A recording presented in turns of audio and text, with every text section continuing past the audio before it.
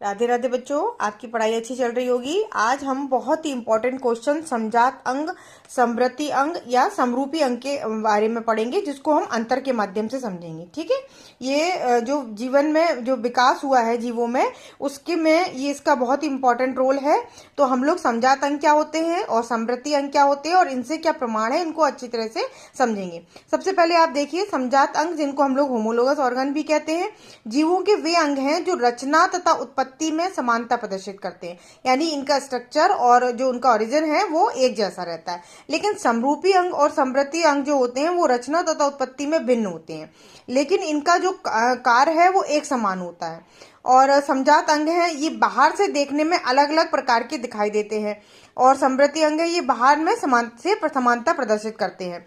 और समजात अंग में आंतरिक संरचना में समानता दर्शाते हैं, मतलब इनका ओरिजिन जो होता है वो सेम होता है, और इनमें आंतरिक संरचना में पूर्ण रूप से भिन्नता होती है।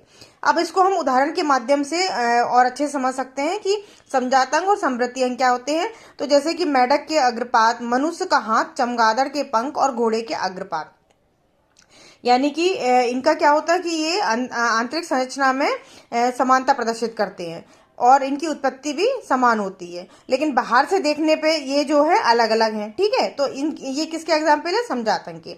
अब ये है समवर्ती अंग का उदाहरण। जैसे कि इसमें आप देख लीजिए कि तितली, चमगादड़ तथा पक्षी के पंख। ठीक है। अब ये बाहर से देखने में आपको एक जैसे प्रदर्शित हो रहे हैं सारे, और इनका कार्य भी सेम है, उड़ने का काम करते हैं, लेकिन ये आंतरिक संरचना में पूर्ण रूप से भिन्न होते हैं। इनको हम लोग बोलते हैं समवर्ती या समरूपी अंग। तो इससे क्या होता है, ये विकास के लिए एक प्रमाण है कि जीवों में विकास हुआ है, जिसको हम लोग समजात अंग और समवर्ती अंग के संदर्भ में हम इसका उदाहरण देके इसको समझाते हैं। ठीक है।